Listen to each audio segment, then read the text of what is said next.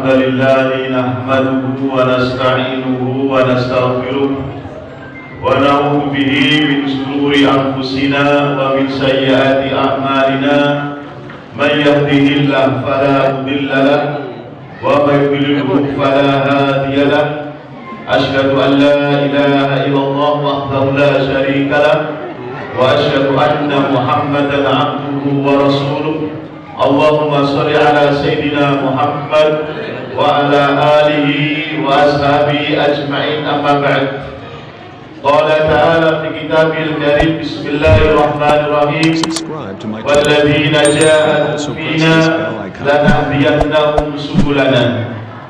Hadirin yang sama-sama dirahmati Allah, wabil khusus para alim ulama, para ustaz, wabil khusus para habaib.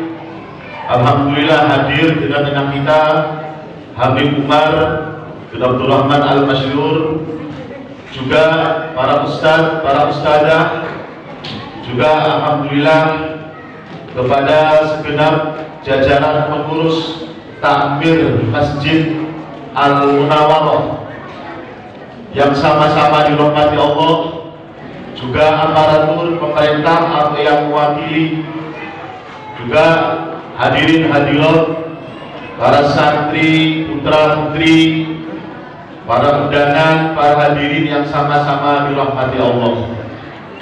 Pertama-tama tentunya mari kita sama-sama bersyukur kepada Allah Subhanahu wa taala yang telah melimpahkan kepada kita berbagai macam kenikmatan kepada kita, khususnya kenikmatan iman, kenikmatan Islam, kenikmatan hidayah, kenikmatan bahwa kita ditakdirkan menjadi umat Muhammad SAW, dan kenikmatan bahwa pada malam hari ini kita bisa berkumpul bermuajahah dalam majelis yang barokah, di tempat yang barokah, dalam keadaan sehat walafiat.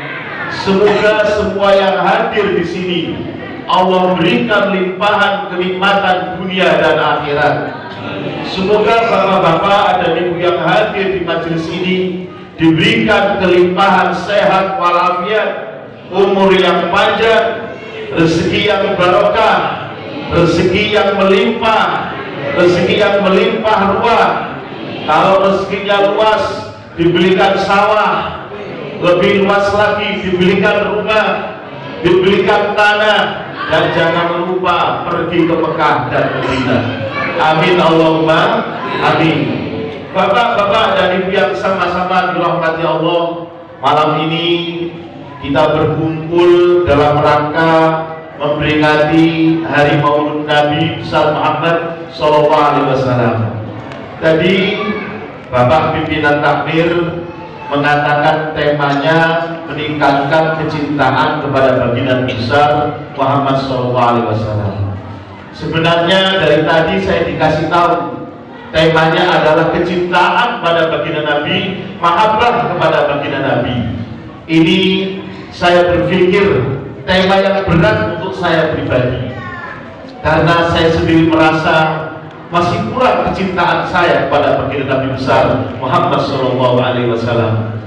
Baginda Nabi mengatakan, la yu'minu ahadukum hatta akuna ahabbu ilaihi mimma siwahu. Tidak akan dikatakan orang yang beriman selagi, kata baginda Nabi, sebelum dia mencintai aku melebihi apapun selain aku. Ini yang disabdakan baginda Nabi Rasulullah SAW. Suatu ketika ada seorang Badui, orang Arabi, orang Arab pedalaman, datang sowan kepada baginda Nabi. Dia bertanya kepada baginda Nabi, ya Rasulullah, mata as-sa'ah, wahai baginda Nabi, kapankah datangnya kiamat? Maka baginda Nabi mengatakan, wailak wa ma'adatta laha, celakalah kamu kok berani-berani bertanya kiamat kapan datang? Apa persiapan kamu? Menunjukkan bahwa baginda Nabi juga tidak suka Kalau ada orang bertanya-tanya kapan kiamat, kapan datangnya Dajjal, kapan datangnya Ya'juj Ma'juj dan seterusnya, baginda Nabi ingin agar umatnya menyelesaikan target-target ibadah, menyelesaikan target-target dari baginda Nabi, menyelesaikan target sebagai manusia. Bahwasanya kita diciptakan oleh Allah Subhanahu wa taala, wa ma khalaqtul jinna wal insa illa liya'budun. Tidaklah aku ciptakan kalian semua, manusia dan jin, kecuali untuk beribadah. Maka baginda Nabi mengatakan kepada orang tadi, wailah wa ma a'adta laha, celakalah kau, apa yang kamu persiapkan untuk menjelang hari kiamat. Maka orang tadi mengatakan, ya Rasulullah, aku memang tidak punya persiapan sholat yang banyak seperti teman-temanku. Aku tidak punya persiapan puasa yang banyak seperti teman-temanku. Tapi saya punya modal untuk menghadapi hari kiamat. Saya cinta kepada kamu, ya Rasulullah. Maka seketika baginda Nabi mengatakan, anta ma'aman ahbabta, kamu bersama dengan orang yang kamu cintai. Hadirin yang sama-sama dirahmati Allah, tema malam ini bagaimana meningkatkan kecintaan kita kepada baginda Nabi besar Muhammad SAW, di mana perasaan cinta kita, perasaan mahabbah kita ini perkara yang amat sangat berat bagi kita. Karena bagaimanapun juga kita manusia, mempunyai istri, mempunyai anak, mempunyai keluarga, mempunyai harta benda, dan tentunya sebagai manusia sewajarnya cinta kepada istrinya, kepada suaminya, kepada anak-anaknya, kepada hartanya, kepada sawahnya, tanahnya, ladangnya, mobilnya, rumahnya. Semua cinta seperti itu. Dan ketika diminta cinta kepada baginda Nabi Muhammad SAW, sosok yang tidak pernah dilihat, sosok yang tidak pernah bahkan dibayangkan pun juga tidak pernah. Tentunya ini perkara yang berat bagi kita. Tetapi beratnya perkara inilah justru akan menuntun kita ke surganya Allah. Anta ma'aman ahbabta, kau bersama-sama dengan orang-orang yang kau cintai. Kalau kita cinta kepada baginda Nabi SAW, maka tentunya kita akan bersama dengan baginda Nabi nanti di surganya Allah. Kalau kita cinta kepada para orang-orang yang soleh, maka kita pun akan bersama-sama dengan orang yang soleh. Maka dikatakan suatu ketika ada orang bertanya kepada baginda Nabi, ya Rasulullah, ada seseorang mencintai satu kaum, tapi dia tidak punya amalan seperti kaum. Rajulun yuhibbu qauman wa lam yalhaq bihim. Seseorang cinta kepada satu kaum, tapi dia punya amalan-amalan yang tidak sama dengan kaum itu. Cinta kepada orang yang soleh, tapi tidak punya amalan seperti orang yang soleh. Cinta kepada orang-orang yang hafidhah, yang hafal Al-Quran, tapi tidak mempunyai kekuasaan untuk menghafalkan Al-Quran. Maka jawab baginda Nabi, orang itu akan bersama-sama dengan orang yang dia cintai.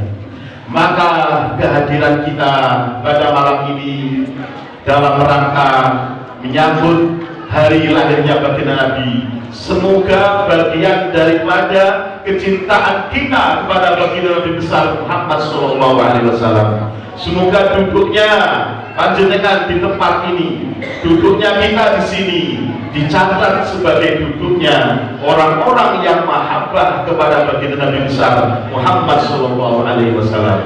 Bapak-bapak, ibu-ibu yang sama-sama dirahmati Allah, tentunya banyak pertanyaan. Kita sudah terlanjur cinta kepada istri kita, kepada suami kita, kepada keluarga kita, kepada anak-anak kita, sedangkan tuntutannya adalah agar kita cinta kepada Allah dan Rasulnya. Kita cinta kepada Allah, kita cinta kepada Nabi besar Muhammad SAW. Maka kemudian para ulama mencoba merumuskan, sekedar memberikan satu teori yang berdasarkan nas-nas yang soleh, yang soheh, cara kita untuk mencintai baginda Nabi Sallallahu Alaihi Wasallam. Dalam satu hadis dikatakan oleh baginda Nabi Sallallahu Alaihi Wasallam, "Man ahya sunnati faqad ahabbani, wa man ahabbani kana ma'i fil jannah." Atau kama qala Rasulullah Sallallahu Alaihi Wasallam, barang siapa yang menghidupkan sunnahku, maka dia mencintai aku. Barang siapa yang mencintai aku, maka dia akan bersamaku nanti di surga. Kana ma'i fil jannah, wa man ahabbani kana ma'i fil jannah. Barang siapa cinta kepadaku, maka dia akan masuk surga bersamaku. Pertama teorinya para ulama, rumusan para ulama berdasarkan hadisnya baginda Nabi adalah menghidupkan sunnah-sunnahnya baginda Nabi. Maka tentunya kita bisa bertanya pada diri kita bahwa standar mencintai baginda Nabi, menghidupkan sunnahnya baginda Nabi. Tentunya kita bisa bertanya dalam diri kita, sunnah manakah yang sudah kita kerjakan dan sunnah manakah yang belum bisa kita kerjakan. Sunnah dalam 24 jam jumlahnya amat sangat banyak, mulai dari bangun tidur sampai tidur lagi, semuanya penuh dengan sunnah-sunnah yang mestinya kita hidupkan. Ada doa bangun tidur, sunnahnya bangun tidur. Kita mau masuk ke toilet, masuk ke WC, kita bisa ada sunnahnya masuk kamar mandi, sunnahnya keluar daripada kamar mandi. Kita mau makan, ada doa sebelum makan, ada sunnah sebelum makan. Sesudah makan pun ada doa. Alhamdulillah an'amana wa saqona wa ja'alana minal muslimin. Maka ketika kita berdoa sebelum makan, bismillah setidaknya, setelah makan alhamdulillah setidaknya, makan dengan menggunakan tangan kanan, maka kita sudah menghidupkan sunnahnya baginda Nabi Sallallahu Alaihi Wasallam. Masuk masjid dengan mendahulukan kaki kanan, keluar masjid mendahulukan kaki kiri. Masuk masjid kita melakukan sunnah-sunnah dan adab-adab dalam masjid, maka kita sudah menghidupkan sunnahnya baginda Nabi Sallallahu Alaihi Wasallam. Kita mau minum ada sunnahnya, mau pakai pakaian ada sunnahnya, keluar masuk ke kamar, keluar masuk rumah, semuanya ada sunnahnya. Maka tergantung kita mau melaksanakan sunnah itu atau tidak. Kalau kita mengamalkan sunnah, maka dianggap kita menghidupkan sunnah. Di samping sunnah qobliyah, ba'diyah, sunnah rawatib, sholat witir, sholat hajat, sholat tahajud, sholat tasbih, isyraq, duha dan sebagainya, di depan kita terbentang sekian banyak sunnah yang mana kalau kita amalkan, kita dianggap menghidupkan sunnahnya Nabi. Dan kalau kita menghidupkan sunnahnya baginda Nabi, maka kita dianggap mencintai baginda Nabi.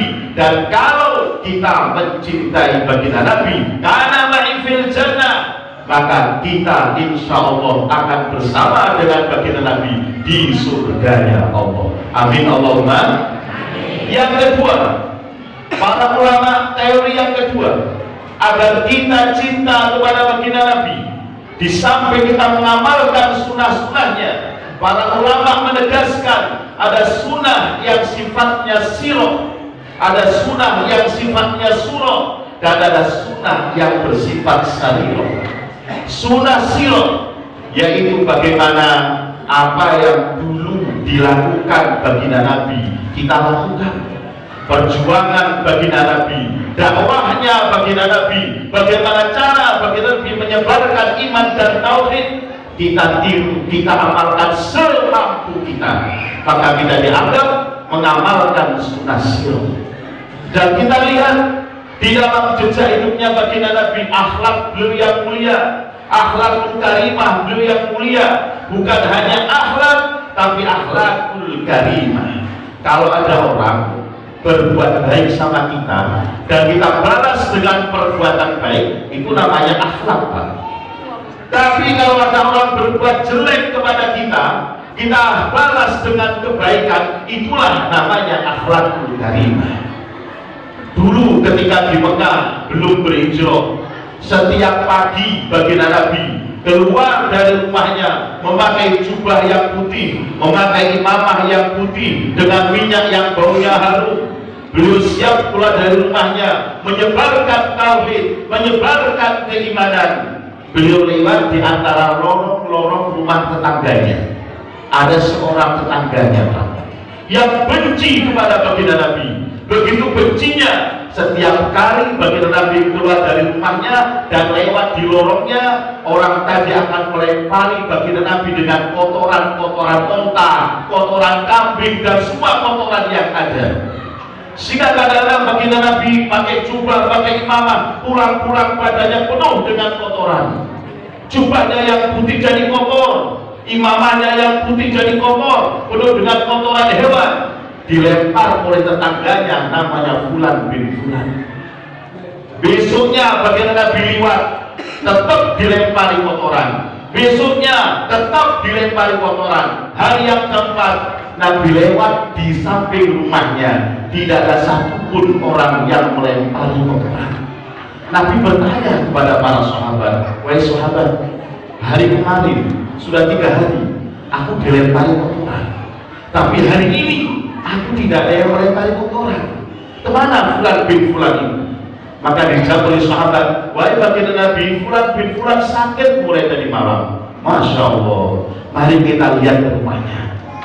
Maka segera baginda Nabi dan beberapa sahabat masuk ke rumah orang tadi, melihat ternyata orang yang memang terkapar di atas ranjang sedang sakit. Melihat baginda Nabi datang, dia langsung gemetar. Yang hari orang ini saya lempari kotoran, sekarang kesini ketika saya sakit dia akan membunuh saya. Tapi ternyata enggak. Nabi datang dengan senyum, Nabi datang dengan menyapa, Nabi datang dengan memperingan beban sakitnya.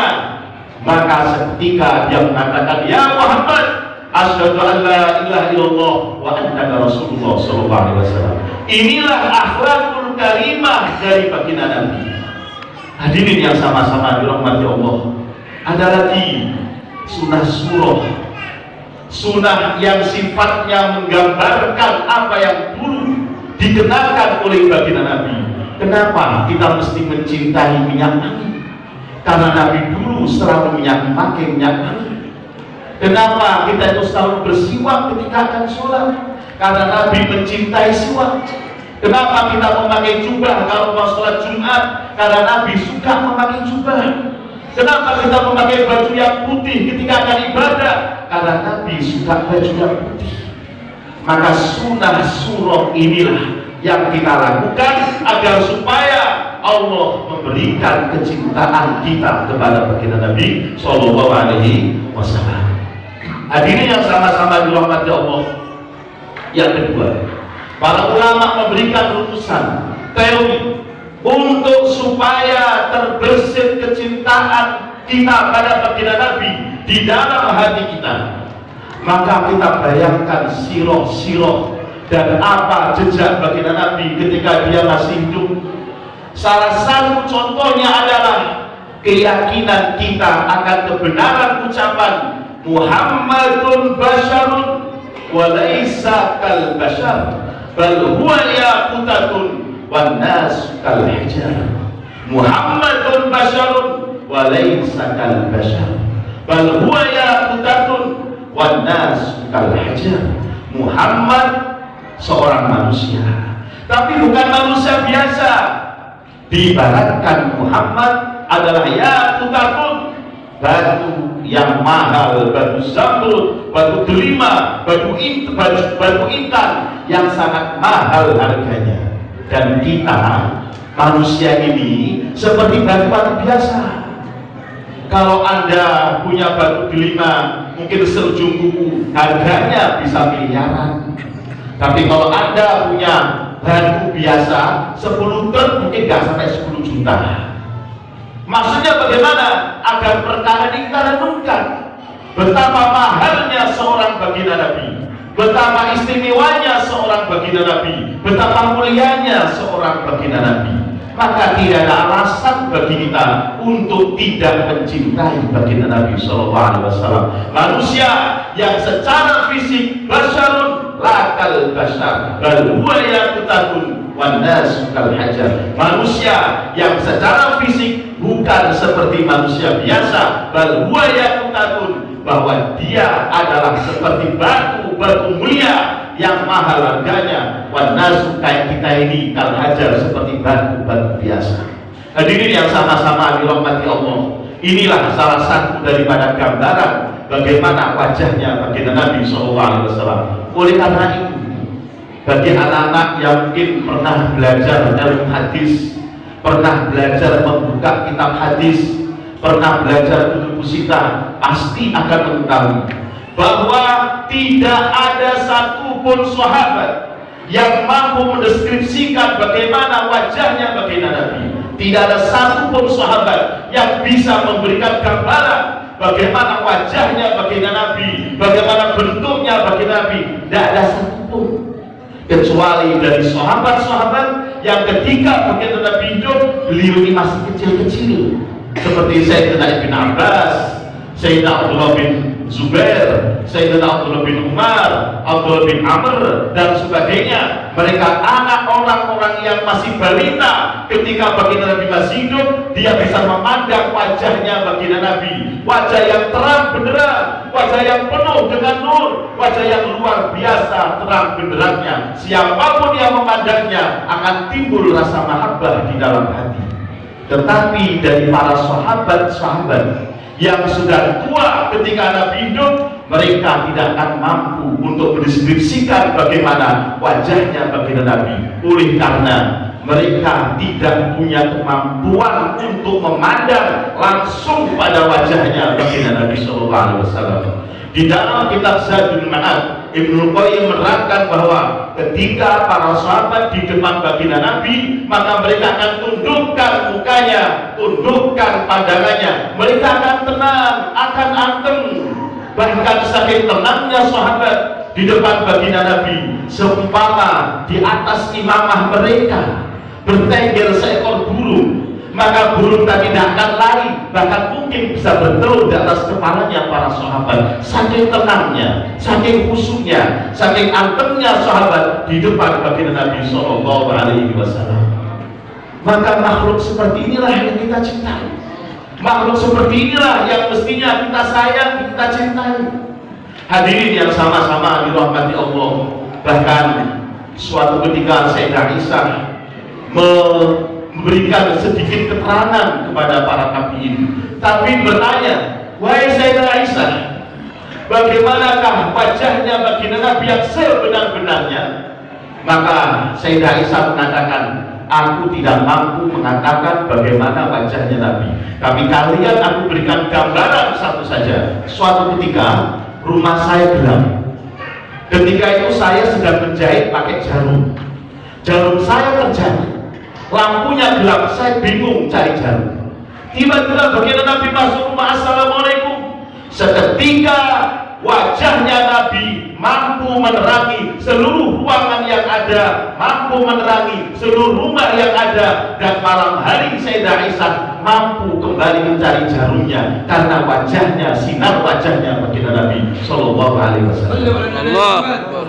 Ketika baginda Nabi hidup, itulah yang dikatakan oleh para sahabat. Hadirin yang sama-sama dirahmati Allah, maka makhluk seperti inilah yang kita cintai. Di dalam riwayat-riwayat yang lain, para ulama mengatakan bahwa tidak ada alasan lagi untuk tidak mencintai baginda Nabi ketika kita tahu bahwa kita terlahir menjadi umat yang mulia. Kita terlahir menjadi umat yang dimuliakan oleh Allah. Asbab baginda Nabi SAW, di mana tidak ada umat yang paling mulia melebihi umat Muhammad SAW, dan kemuliaan kita karena memang sebab baginda Nabi SAW.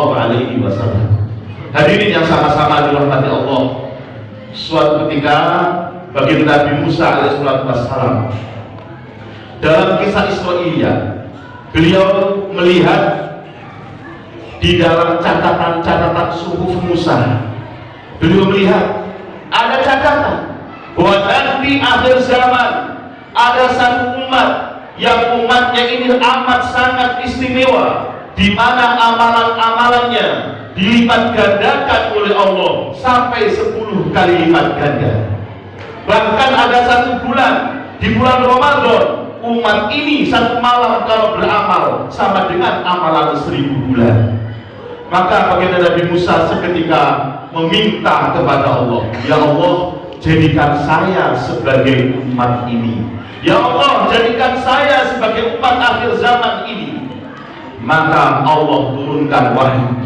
Dan Allah mengatakan, wahai Nabi Musa, wahai Musa, engkau tidak akan mungkin menjadi umat akhir zaman, karena kamu sudah menjadi seorang nabi, menjadi ulul azmi. Umat ini adalah umat Nabi akhir zaman. Umat ini adalah umat Muhammad SAW, di mana pintu surga tidak akan dibuka oleh Allah sebelum umat ini masuk surga terlebih dahulu. Hadirin yang sama-sama dirahmati Allah, seorang baginda Nabi Musa, seorang nabi yang agung, seorang rasul yang agung, pimpinan para nabi, salah seorang ulul azmi, doanya mampu mengangkat Nabi Harun menjadi rasul, bahkan anak khidmatannya diangkat menjadi nabi, yaitu Nabi Musa. Tetapi ketika memohon menjadi umat Muhammad, Allah tidak kabulkan, sedangkan kita tak pernah meminta sama sekali, tak pernah memohon, tak pernah berdoa, lahir langsung jadi umat Muhammad SAW. Kurang apa lagi, kurang luar biasanya apa lagi kita jadi umat Muhammad. Hadirin yang sama-sama dirahmati Allah, suatu ketika Sayyidina Utsman bin Affan melihat baginda Nabi sedang berwudu. Nabi berwudu, diperhatikan oleh Sayyidina Utsman, wajah beliau, tangan beliau kanan kiri, kemudian mengusap kepala dan kemudian membasuh kaki. Baginda Nabi tahu bahwa dia dipandang oleh Sayyidina Utsman. Maka baginda Nabi mengatakan, ya Utsman, hada wudu'i wa wudu'ul anbiya'i min qabli. Wahai Utsman, inilah cara wudu dan cara wudunya para nabi-nabi sebelum saya. Para mufassir dalam riwayat ini mengatakan bahwa hadis ini menunjukkan bahwa wudu yang sempurna, membasuh wajah, basuh tangan, mengusap kepala dan membasuh kaki, adalah amalan yang hanya diamalkan oleh umat Muhammad SAW. Bapak dan Ibu yang sama-sama dirahmati Allah, tahadus minimal. Saya pernah 2 kali saya ke Israel. Saya lihat orang-orang Yahudi di sana. Ketika mereka berwudu, hanya tangan saja. Tangan kanan 3 kali, tangan kiri 3 kali. Saya tanya kepada guide saya, mereka sedang apa ini? Ablution, berwudu. Berwudu, iya. Ini wudunya cara mereka, iya betul. Tidak pakai basuh wajah, tidak.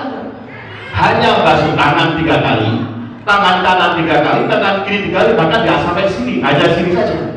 Di depan sinagog, di tempat mereka beribadah, ada satu pancuran, tinggal basuh-basuh, kemudian mereka masuk ke dalam sinagognya mereka. Inilah cara wudunya orang-orang Yahudi. Maka saya teringat hadis ini. Oh betul yang dikatakan baginda Nabi dan para mufassir hadis, bahwa inilah memang satu-satunya umat yang cara wudunya sempurna, membasuh wajah, basuh tangan, basuh kaki, dan kemudian dijuluki umat Qurratul Muhajjalin. Di antara miliaran jutaan umat manusia dari zaman Nabi Adam sampai akhir zaman, yang berhak untuk mendapatkan julukan umat Qurratul Muhajjalin hanyalah umat Muhammad saja. Hadirin yang sama-sama dirahmati Allah, ada para nabi yang amalan istimewanya hanya sholat subuh saja. Ada para nabi yang amalan istimewanya hanya sholat zuhur saja. Ada para nabi yang amalan istimewanya hanyalah sholat isya saja. Kalau kurang percaya, aku melihat di sarana Sahih Muslim, sarana Sahih Bukhari. Alhamdulillah di Al-Fatihah ada Darul Hadis 2 tahun menghatamkan kutub sitah semuanya. Di sana kita melihat ada hadis-hadis yang seperti ini. Maka umat Muhammad ini sholatnya subuh wajib Zuhur wajib, asar wajib, isya wajib, maghrib wajib, menunjukkan bahwa umat Muhammad ini oleh Allah diberi taklif amalan-amalan istimewanya para nabi di zaman dahulu. Kurang istimewa apa lagi? Hadirin yang sama-sama dirahmati Allah, yang paling menarik dan paling membuat kita mesti bermahabbah kepada baginda Nabi adalah di antara umat-umat ini, di antara umat manusia zaman Nabi Adam sampai zaman akhir, satu-satunya umat yang disediakan oleh baginda Nabi, disediakan oleh Allah syafaat berupa telaga Kausar nanti hanyalah umat Muhammad SAW.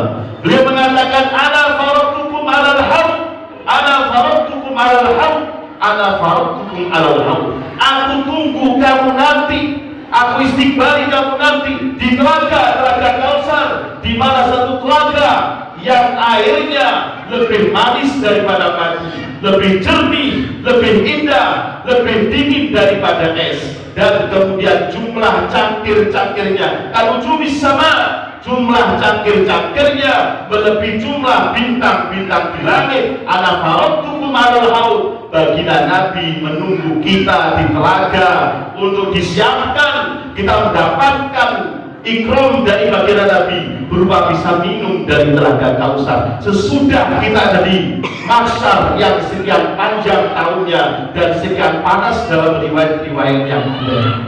Hadirin yang sama-sama dirahmati Allah, inilah keistimewaan kita sebagai umat Muhammad SAW.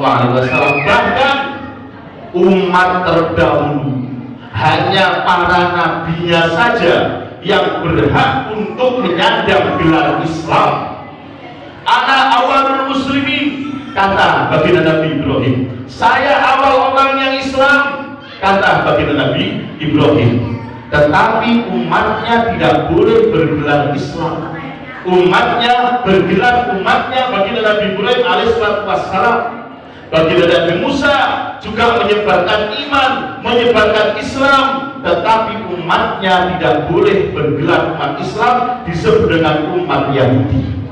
Baginda Nabi Isa menyebarkan iman, menyebarkan Islam, tetapi umatnya tidak boleh bergelar umat Islam, bergelar umat Nasrani. Dan kitalah satu-satunya umat akhir zaman yang berhak menyandang gelar umat Islam di dalam kategori agama Islam.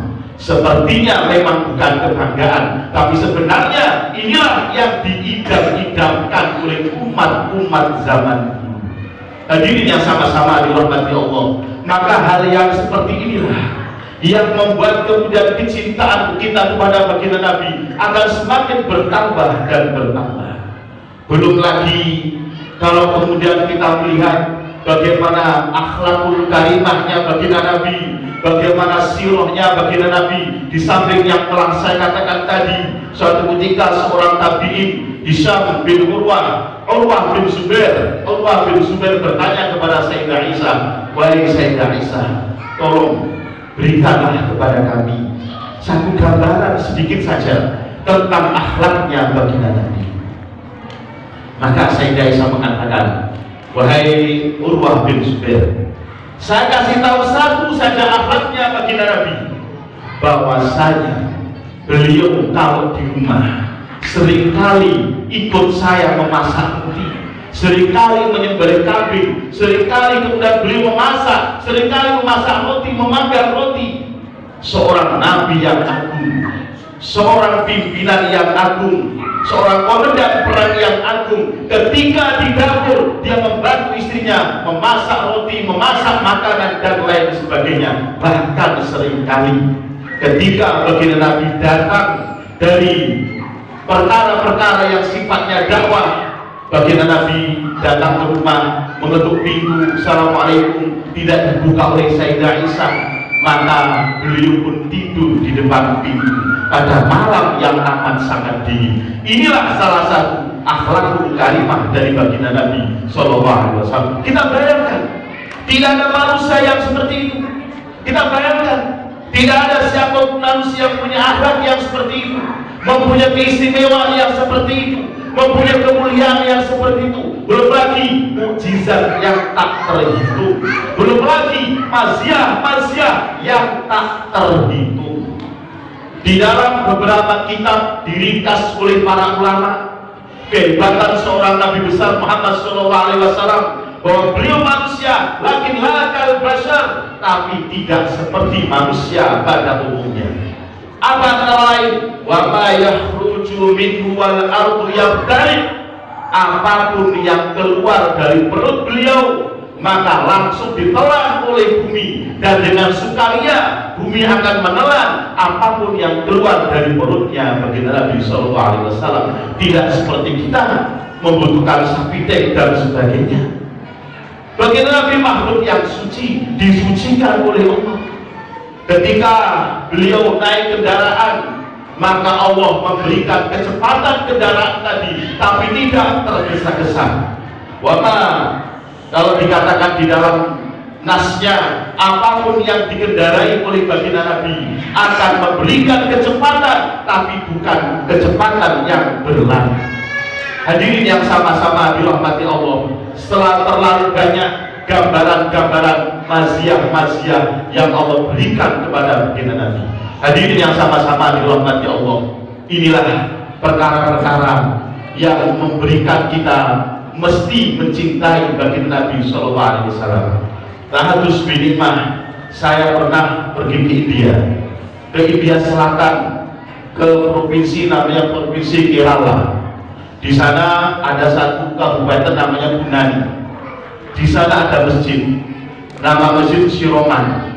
Di masjid ini yang saya terkejut adalah bahwa di masjid ini didirikan hampir sama dengan didirikannya Masjid Nabawi. Maka saya bertanya kepada Syekh yang jadi imam di sini, bagaimana ceritanya masjid ini?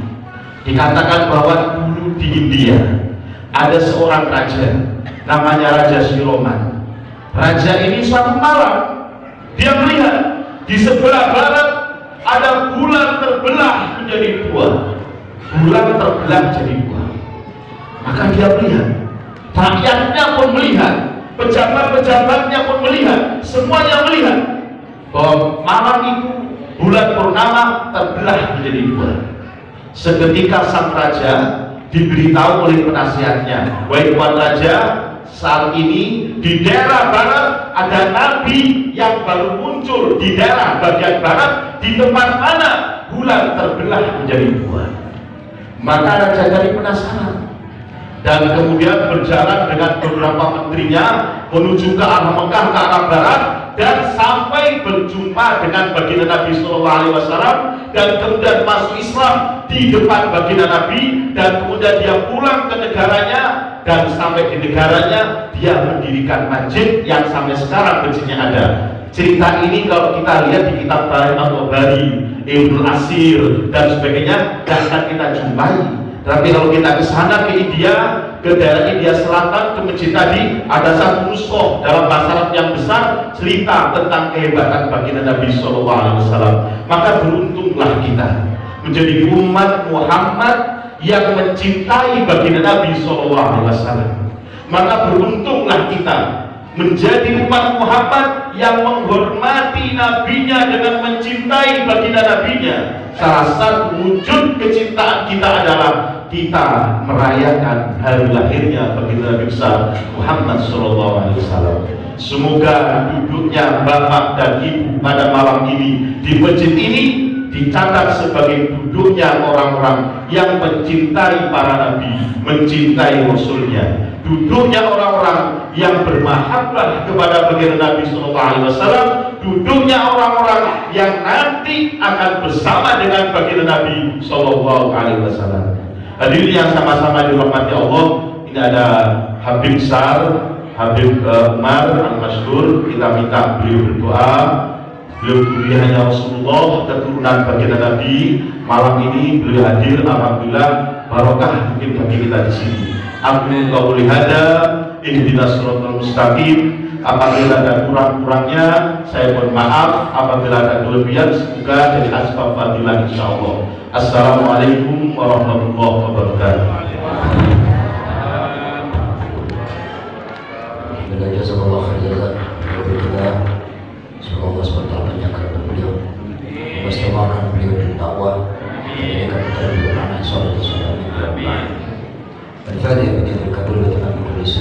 وصالح الظاهر والباطن في الدنيا والآخرة. لهذه النيات وكل نية صالحة إلى حضرة النبي. الفاتحة. الحمد لله رب العالمين الرحمن الرحيم مالك يوم الدين إياك نعبد صراط الذين أنعمت عليهم. أعوذ بالله السميع العليم من الشيطان الرجيم. بسم الله الرحمن الرحيم. الحمد لله رب العالمين. اللهم صل وسلم على سيدنا محمد وعلى آل سيدنا محمد. اللهم صل وسلم على سيدنا محمد في الأولين والآخرين. وصل وسلم وبارك على سيدنا محمد في النبيين والمرسلين. وصل وسلم وبارك على سيدنا محمد في كل وقت وحين. وصل وسلم وبارك على سيدنا محمد في الملائكة الأعلى إلى يوم الدين. وصل وسلم وبارك على سيدنا محمد حتى ترث الأرض ومن عليها وأنت خير الوارثين. يا أول الأولين يا آخر الآخرين يا ذا القوة المتين. يا رحم المساكين يا أرحم الراحمين. ارحمنا يا أرحم الراحمين. ارحمنا يا أرحم الراحمين. ارحمنا وعافنا واعف عنا يا ذا الجلال والإكرام. أمنا على دين الإسلام. اللهم تكلم لنا الإسلام. اللهم اجعل ديننا دين النبي محمد صلى الله عليه وآله وسلم. وإسلامنا إسلام المسلمين. وإيماننا إيمان المؤمنين. وصلاتنا صلاة الخاشعين. وأعمالنا أعمال الصالحين. وذنوبنا يا الله ذنوب المستغفرين. ونياتنا نيات المخلصين. وحياتنا حياة العلماء. وموتنا بموت الشهداء. وأدخلنا الجنة مع الأنبياء والصلاة والسلام برحمتك يا أرحم الراحمين. اللهم اهدنا الصراط المستقيم صراط الذين أنعمت عليهم من النبيين والصديقين والشهداء والصالحين وحسن أولئك رفيقا. اللهم إنا نستحفظك ونستودعك أدياننا وأبداننا وأنفسنا وأهلنا وأولادنا وأموالنا وكل شيء أعطيتنا. اللهم جملنا بالعافية والسلامة وهكذنا بالتقوى والاستقامة